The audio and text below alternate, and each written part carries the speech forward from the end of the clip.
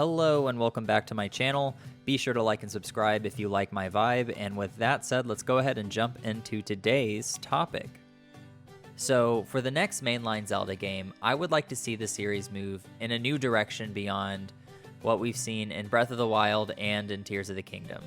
Those two games have been great and super successful and have arguably brought Zelda back into the mainstream, which is amazing to see and even better to play. But with this success comes the opportunity to introduce this massive audience to the coolest part about the Zelda series, the fact that it's always changing.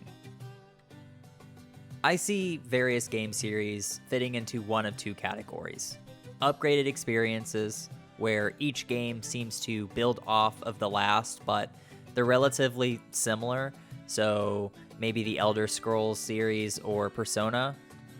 And then I also see experimental game series, where each game visually or thematically fits together, but they feel different. And that's like Final Fantasy games and your Zelda games.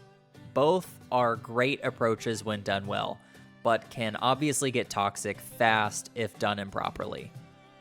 Experimental series thrive on exploring new concepts.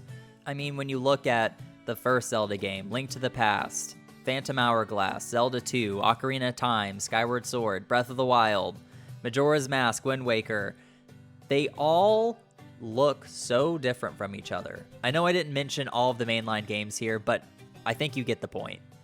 Every game feels different, but it's obviously Zelda. It's very visually and thematically tied together as one cohesive series.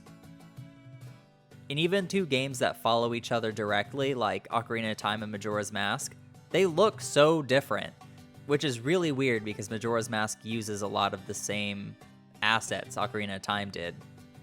And I felt like visually Tears of the Kingdom leaned a little too heavily into Breath of the Wild's aesthetic. And so I'm really hoping this next Zelda game does its own thing visually. And the best way to do that is just setting it in a different Hyrule than Breath of the Wild and Tears of the Kingdom. We've had our fun here, but I think it's time that we move on to another Hyrule from another Zelda universe. I think there are so many possibilities this new Breath of the Wild gameplay could grant an entirely different Hyrule.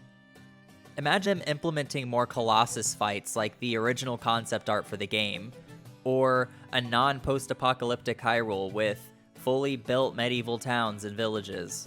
You could bring back multiple links with co-op.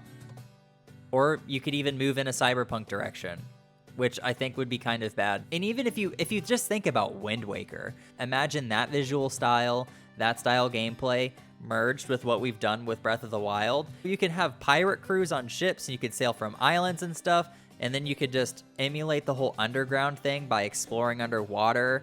That would just be so cool. You just Zelda Pirate Simulator. Bam. I'm sure I'm not the first person to have this idea, but that would just be really cool.